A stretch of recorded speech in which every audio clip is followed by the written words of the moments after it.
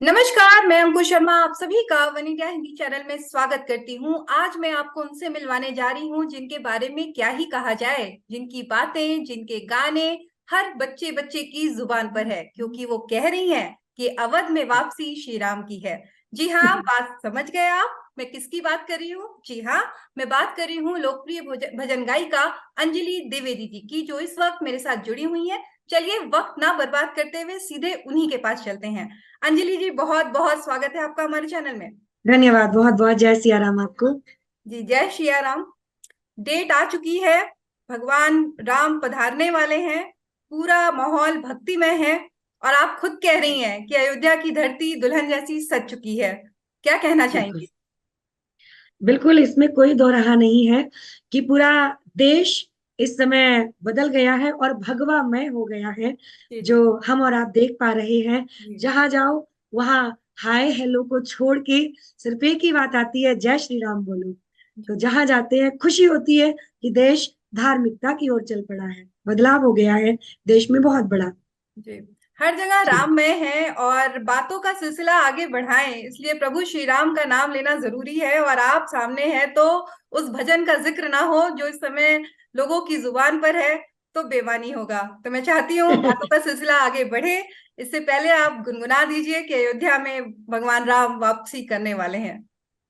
बिल्कुल जी, अभी हमने 2 दिन पहले ही प्रभु श्री राम 22 तारीख को आ रहे हैं अपने महल में, अपने सुनिश्चित जगह पे प्राण प्रतिष्ठा हो रही है 22 तारीख को। तो इसी उपलक्ष्य में हमने 2 दिन पहले एक भजन लॉन्च किया था, तो वो हम आपको सुनाना चाहेंगे। दुल्हन जैसी सजी है धरती आज अयोध्या धाम की। दुल्हन जैसी सजी है धरती आज अयोध्या धाम की। देखो अवध में हो रही है वापसी श्री राम की। देखो अवध में हो रही है वापसी श्री राम की। दीप जलाओ, खुशी मनाओ, गाओ मंगल गान जी। देखो अवध में हो रही है वापसी श्री राम की। जी हाँ। वाकई इस समय माहौल बहुत ही अलग किस्म का है, जो किसी ने जी देखा नहीं, किसी ने सोचा नहीं था कि ये पल भी आएगा और इस तरह से आएगा।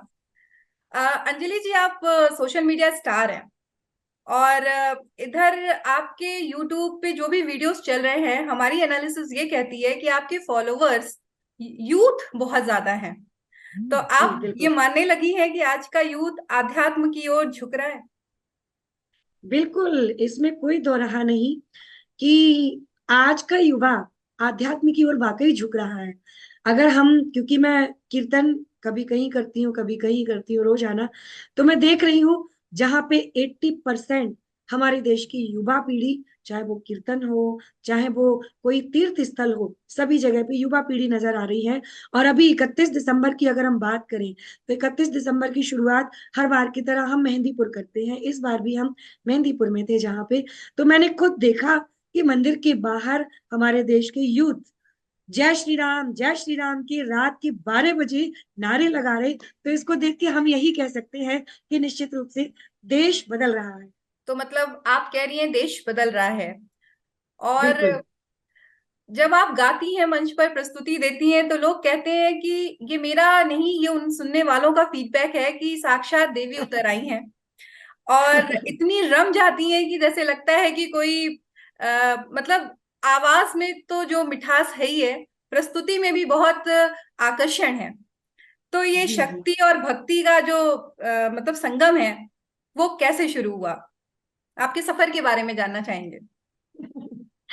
मेरा सफर बहुत ही प्यारा रहा और बहुत सारी सुनहरी यादें हैं जिसमें कि, क्योंकि मैं ब्राह्मण परिवार से हूँ और मेरे पिताजी प्रिंसिपल होके अब तो रिटायर्ड हो गए हैं, जिसमें कि तो भक्तिमय माहौल रहा शुरू से ही। पापा को अखंड रामायण पढ़ने का बहुत शौक था, और इतना शौक कि आज उनको पूरी रामायण कंठस्थ याद भी है। इतना जी उनको रुझान था।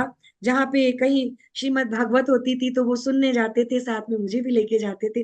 तो शायद ये वही असर है जो मुझ में आया हुआ है। और उसके बाद में धीरे धीरे सिलसिला शुरू हुआ, जब शादी हो गई और शादी के बाद में परिवार अच्छा मिला और भक्तिमय माहौल यहाँ भी रहा। तो बस टी सीरीज के डायरेक्टर जी से कांटेक्ट हुआ, उन्होंने ऑफर रख दिया मेरे सामने। तो 5 साल का हमारा जो कि टाई अप हुआ था, और कंटिन्यू कई एक हमने फिर हिट भजन भी दिए। और उसके बाद लगातार फिर धर्म के लिए, देश के लिए, हिंदुत्व के लिए फिर मैं बोलती गई भजनों के माध्यम से, आगे बढ़ती रही। जी। बात आपने की कि आप मंच में केवल मतलब हिंदुत्व की बातें करती हैं। आजकल जी। सनातन धर्म को लेकर बड़ी बातें होती हैं। कुछ लोगों ने ये भी कह दिया कि इसको तो खत्म करना है। तो क्या कहना चाहेंगे इस सनातन बारे में आप? धर्म, सनातन धर्म समाप्त करना किसी के बस की बात नहीं है। जी। किसी के भी, मैं चैलेंज करती हूँ इस बात का, किसी के बस की बात नहीं है, क्योंकि सनातन की नींव जो है वो बहुत गहरी है। सनातन, अभी मुझे कल ही कोई पूछ रहा था, राम क्या है? राम धर्म है, राम सत्य है, राम मर्यादा है, राम ही सनातन है। तो सनातन को हम खत्म कैसे कर सकते हैं? हो ही नहीं सकता, इम्पॉसिबल। तो राम को सियासी मुद्दा क्यों बना दिया जाता है? ये देखिए क्या होता है ना, कि बनाने वाले, जिनको कोई काम नहीं होता है, मैं तो अपनी भाषा में अगर बोलूंगी तो यही होगा, हमारे यूपी की भाषा, कि जिनको कोई काम नहीं होता, वो कुछ ना कुछ खुरापात करता रहता है। कोई अच्छा कार्य करता है तो उसके आगे आके रोड़े अटकाना, बीच में उसके टांग लगा देना। तो इन सब चीजों से कुछ नहीं होने वाला। कहने को तो कुछ समय पहले श्री राम जी को भी लोग काल्पनिक बोलते थे, किस्से कहानियों में बोलते थे, लेकिन अब वही लोग श्री राम का सहारा लेके अपना काम कर रहे हैं। जी। तो ये सियासी मुद्दा बनाना उनकी आदत है, वो अपनी अब आदत कभी नहीं छोड़ सकते। जी, बात भक्ति की हो रही है, राम जी की हो रही है। हालांकि ये सवाल पूछना बेमानी है, लेकिन लोग पूछते हैं। तो मैं जी। उनके सवालों के जरिए वो सवाल आपसे पूछ रही हूँ। आपने मंच पे कहा भगवादारी आ रहे हैं। जी। आजकल भगवा शब्द जो है वो एक विशेष पार्टी का अंग है, पहचान है। जी। तो लोग जी। कहते हैं कि इनडायरेक्टली आप उस पार्टी को सपोर्ट कर रही हैं। देखिए, ये भी बात वही आ गई। लोग तो ये भी कहते हैं कि अगर आप राम का नाम ले रहे हैं तो आप इनडायरेक्टली किसी पार्टी को सपोर्ट कर रहे हैं। लेकिन मेरा मानना ये है कि जब कोई सरकार नहीं थी, श्री राम की सरकार तब भी थी, अब भी है, और हमेशा रहेगी। ये उनकी मानसिकता है। हाँ, अगर उनको ये लगता भी है तो आप भी लो राम का नाम, किसने रोका है? आप भी भगवा ध्वज लहराओ, किसने रोका है? आप लहराओ तो सही। आपको लहराने में डर लगता है, सच्चाई ये है। ये कहने में मुझे बिल्कुल भी हिचक नहीं लगती है। अगर प्रभु श्री राम की बात करें, वो अभी ही क्यों आ रहे हैं?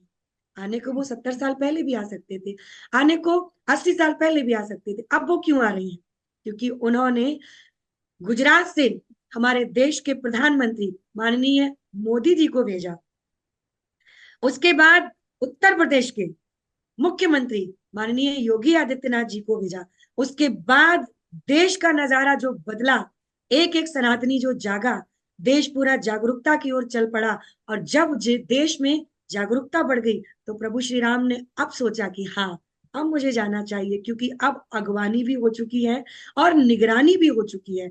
तो मैं इन दोनों ही महान संतों को, क्योंकि ये मेरे लिए नेता नहीं है, ये वो है जिन्होंने मेरे राम को लाया, वरना कितने कारवीर चले गए, अपनी जान को दांव पे लगा दिया, जिन्होंने बलिदान दे दिया। ना जाने कितने पूर्वज चले गए, इंतजार कर रहे। 500 वर्षों का इंतजार समाप्त होने वाला है। आज अगर प्रभु श्री राम आ रहे हैं तो माध्यम ये दोनों संत बने हैं। तो ऐसे संतों को मैं बारंबार प्रणाम करना चाहूंगी। और हम सभी देशवासी बहुत ही भाग्यशाली हैं जो हमारे देश में ऐसा प्रधानमंत्री मिला जो बहुत ही सात्विक विचारों वाले हैं। इसीलिए आपने कहा कि अयोध्या तो अभी झांकी है, काशी मथुरा मथुरा बाकी है। बाकी है। तो चलिए, जिक्र हुआ जी। तो दो लाइनें हो जाए इसी भजन। बिल्कुल जी, बिल्कुल बिल्कुल, क्यों नहीं, जरूर जरूर। अभी तो अयोध्या की बात हो गई है और 22 तारीख को वो पूरी हो जाएगी बात। लेकिन अभी शुरुआत हुई है, आगे आगे अभी बहुत से ऐसे कार्य हम सभी को करने हैं। अयोध्या की बात तो कारवीरों ने करी, जिन्होंने अपनी जान दांव पे लगा दी। और अब हम सभी सनातनियों को एकत्रित होना है। आपके चैनल के माध्यम से भी मैं एक एक सनातनी को बोलना चाहूंगी कि अब हम सबको ये कार्य करना है, क्योंकि अभी श्री कृष्ण भगवान की जन्मभूमि मथुरा में जो मस्जिद है वो मुगलों के समय उन्होंने कब्जा कर लिया, लेकिन वो सही मायने में वो जगह उनकी नहीं है, वो हमारे श्री कृष्ण भगवान की है, हमें वो वापस लानी है। तो मैं गुनगुनाना चाहूंगी पंक्तियां। अयोध्या तो झांकी है, अयोध्या तो झांकी है, अभी मथुरा बाकी है, अयोध्या तो झांकी है। सब बांध लो पेटी को, सब बांध लो पेटी को, पिक्चर तो बाकी है, अयोध्या तो झांकी है।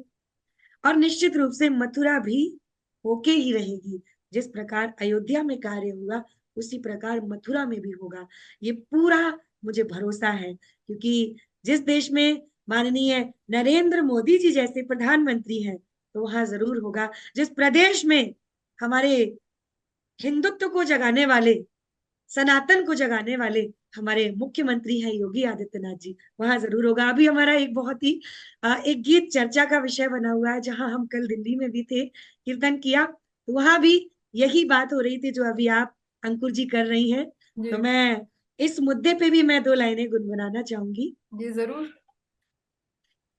ऐसा देश का है रखवाला, कर दिया बंद जिसने घोटाला, वो है मोदी चाय वाला, भैया जान लो। आप भी सोच रहे होंगे चाय वाला कैसे। दुनिया सोचती है, क्योंकि हमारे यहाँ पे एक लोगों की सोच है निक नेम देना। जी जी। तो वही हमारे देश के प्रधानमंत्री जी के साथ भी किया गया, कभी उनको चोर बोला गया, कभी चौकीदार बोला गया, और कभी चाय वाला बोला गया। तो तरह तरह के जब उनको नाम मिले तो हमने सोचा कि क्यों ना हर चीज को हमें पॉजिटिव वे में देना चाहिए। तो हमने भजनों के माध्यम से, गीत के माध्यम से, अपनी आवाज के माध्यम से लोगों तक पहुंचाया। ऐसा देश का है रखवाला, कर दिया बंद जिसने घोटाला, वो है मोदी चाय वाला, भैया जान लो। जिसने काले धन को निकाला, सबकी जुबा पे डाला ताला, वो है मोदी चाय वाला, भैया जान लो। बेईमानी मक्कार परेशान, कर दिया मुश्किल जीना, देख के छूटे मोदी को उनके चेहरे का पसीना, भूल गए सब छलबाजी, कोर्ट के चक्कर खाए, कुछ कुछ जेल गए भिजवाए, जिसके हाथ में बर्छी भाला, चक्कर खाए गए चौटाला, वो है मोदी चाय वाला, भैया जान लो। बहुत खूब। और इस तरह से मंच पर जब आप मोदी जी और योगी जी की बातें करते हैं तो लोग कहते हैं कि आने वाले वक्त में शायद आपको वो बीजेपी में देखें, तो क्या ऐसी कोई प्लानिंग है? नहीं, अभी ऐसी कोई प्लानिंग नहीं है, और आगे अगर कुछ ऐसा तो प्रभु जाने। फिलहाल अभी कुछ ऐसा नहीं है। हाँ, मैं इनके लिए बोलती हूँ। क्यों बोलती हूँ? ये पूरा देश जानता है कि जो हमारे राम की बात करेगा, जो हमारे धर्म की बात सोचेगा, जो हमारे सनातन को आगे ले जाएगा, जो हमारे देश को विश्व पटल पे ले जाएगा, हमें उसके बारे में बोलना चाहिए, और यही हमारा कर्तव्य है। हमारे घर में भी अगर कोई अच्छा कार्य करता है तो हम उसका उदाहरण देते हैं, देखो उसने कितना अच्छा कार्य किया, और आने वाले दिनों में फिर वो और अच्छा करने की सोचते हैं। तो यही मेरी सोच कहती है कि हमें ऐसे संतों के लिए बोलना चाहिए।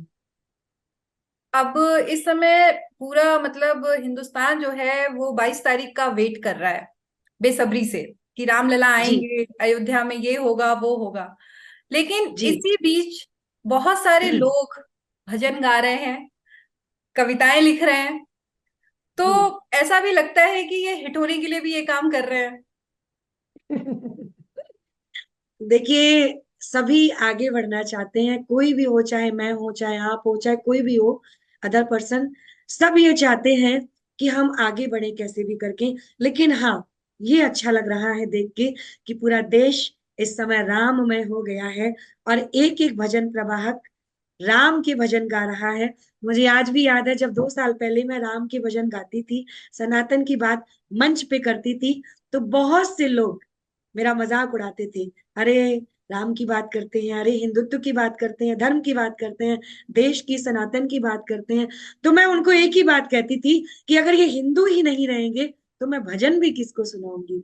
तो आज वही लोग प्रभु श्री राम के भजन गा रहे हैं, वही लोग सनातन की बातें, धर्म की बातें कर रहे हैं। तो अच्छा लग रहा है देख के कि चलिए जागरूकता तो आई। जी, बात सही है। बात हिंदुत्व की हो रही है, सनातन की हो रही है, राम जी की भी हो रही है। लेकिन हिंदुस्तान गंगा जमुना तहजीब के लिए भी जाना जाता है। यहाँ पर जी सारे धर्मों की बड़ी, मतलब हर धर्म को स्वतंत्रता मिली हुई है। हर धर्म के लोग जी पूजे जाते हैं। हमारा देश कभी जी किसी पर्टिकुलर एक धर्म को आगे लेकर नहीं बढ़ने वाला, सबको लेकर चलने वाला है। तो बिल्कुल जी। अभी जो स्थिति बनी हुई है, माहौल जो बना हुआ है, तो क्या ये गंगा जमुना तहजीब को कम नहीं कर रहा? आप ऐसा कैसे सोचते हैं इस नहीं, बारे में? मेरा तो मानना देखिए ये है कि वाकई हिंदुस्तान वो गुलदस्ता है जिसमें तरह तरह के रंगों के फूल हैं, और ये हर रंगों से मिलके बना हुआ है हिंदुस्तान। यदि इसमें प्यार से रहो तो ये बहुत ही प्यारा देश है। पूरे विश्व में हिंदुस्तान यानी भारत से अच्छा कोई देश नहीं है। मैं कई देशों में जा चुकी हूँ, कई जगह देखा जहाँ पे, तो एक हिंदुस्तान ही है जहाँ पे एक एक इंसान जमीन से जुड़ा हुआ है। बस कुछ लोगों ने ये अफवाह फैला रखी है। वरना अभी मैं 4 तारीख को खुद मैं अयोध्या गई, वहां पे मैं बहुत से लोगों से मिली। वहां के जो नागरिक हैं, जो वहां रहते हैं, उनसे मैंने बात की, जिनमें कुछ मुस्लिम समुदाय के भी थे। तो उनसे भी मैंने जब बात की कि आपको कैसा लग रहा है, यहाँ राम मंदिर बन रहा है, तो उनकी खुशी एक अलग थी। मैंने उनसे पूछा कि आपको कैसा लगा जब बाबरी मस्जिद को ढाया गया, उसकी खुदाई कराई गई, तो उनको आपको कैसा लगा। तो उन्होंने यही कहा कि जो गलत था वो गलत था, अब जो सही हो रहा है उसको दुनिया देख रही है। उनकी सोच मुझे बड़ी अच्छी लगी, जिनका कहना था, जब मैंने पूछा कि पूरी दुनिया से 22 तारीख को यहाँ पे लोग इकट्ठे हो रहे हैं, देश ही नहीं दुनिया से आ रहे हैं, इतने यहाँ पे होटल भी नहीं है, क्योंकि इतनी जल्दी इतना बड़ा अरेंजमेंट होना बहुत मुश्किल है। जी तो जी। जब दुनिया के कोने कोने से यहाँ पे लोग आ रहे हैं, रुकने ठहरने की व्यवस्था कैसे क्या होगी, आपने इस बारे में क्या सोचा। यदि उनकी व्यवस्था नहीं हो पाई तो आप उसके लिए क्या कर पाएंगे। तो उनका कहना यही था कि हमारे घर के दरवाजे उनके लिए खुले हुए हैं, क्योंकि हिंदुस्तान में एक बड़ी प्यारी चर्चित कहावत है, अतिथि देवो भव। तो जी मुझे उनकी ये बात सुन के बहुत खुशी हुई, बहुत ज्यादा, कि वाकई हमारे देश में हिंदू मुस्लिम सिख ईसाई आपस में है सब भाई भाई। जी। पर सब ऐसा नहीं सोचते ना। सोच है, हमारी तो सोच यही कहती है कि कोई भी यहाँ कुछ भी हो, लेकिन हिंदुस्तान में रहने वाला जो भी नागरिक है, आप अगर अपने पूर्वजों से जाके पूछेगा तो वो सनातनी ही है। चलिए, चलते चलते अंतिम में बस यही पूछना चाहूंगी कि दर्शकों से और अपने मतलब सोशल मीडिया लवर से और आपके चाहने वाले जितने भक्तगण हैं, उन सब से क्या जी, कहना चाहेंगी? 22 तारीख के लिए क्या संदेश है? और वो गीत जो आपके दिल के काफी करीब हो, उसे गुनगुना दीजिए। अभी हमने जो लॉन्च किया है भजन अवध में वापसी श्री राम की, इसकी एक एक लाइन मेरे मन में बस चुकी है, और इतनी बस चुकी है कि मैं जहां जाती हूँ मैं खुद इतनी भावुक भावुक हो जाती हूँ। प्रभु श्री राम के अभी हमने दर्शन जब किए जाके 4 तारीख को, तो विश्वास नहीं हो रहा था कि ये मेरा सौभाग्य है। तो ये मुझे बहुत खुशी हो रही है, क्योंकि ये इंतजार बहुत लंबा था, जी अब जाके जो कि पूरा हो रहा है। जब 14 वर्ष के बाद में हमारे राम लला जब वापस आए थे देश में, तो देश में दीपावली मनाई गई थी। अब तो 500 वर्षों के इंतजार के बाद आ रहे हैं। मेरा कहना है, कर लो उत्सव की तैयारी, आ रहे हैं भगवाधारी। बरसों से जो देखा था वो सपना अब साकार हुआ, बरसों से जो देखा था वो सपना अब साकार हुआ। प्रभु राम का सुंदर मंदिर बनकर है तैयार हुआ, प्रभु राम का सुंदर मंदिर बनकर है तैयार हुआ। देख राम का भवन अलौकिक, देख राम का भवन अलौकिक, प्रसन्न हुए हनुमान जी। देखो अवध में हो रही है वापसी श्री राम की। हर आंख का सपना साकार हो गया, तैयार अयोध्या में मंदिर का आकार हो गया। हर दिल में छवि राम की आएगी अब नजर, क्योंकि धरती पे साक्षात स्वर्ग का अवतार हो गया। बहुत खूब अंजलि जी, वाकई आपकी बातों में जितनी प्यारी आपकी बातें हैं उतना ही प्यारा आपका भजन है, और उतनी ही अच्छी मुस्कान भी है। तो हम चाहते हैं कि आप यूं ही गुनगुनाते रहिए, लोगों को जागरूक करते रहिए। हम फिर मिलेंगे इन्हीं दुआओं के साथ। आज हम आपसे विदा लेते हैं। तो ये थी अंजलि जी जी, जी। जिनसे हमारी एक्सक्लूसिव जय सिया बातचीत राम। हो रही थी। हम जल्द हाजिर होंगे फिर एक नई हस्ती के साथ। तब तक आप लोग रखें अपना ख्याल। आज के लिए बस इतना ही। नमस्कार।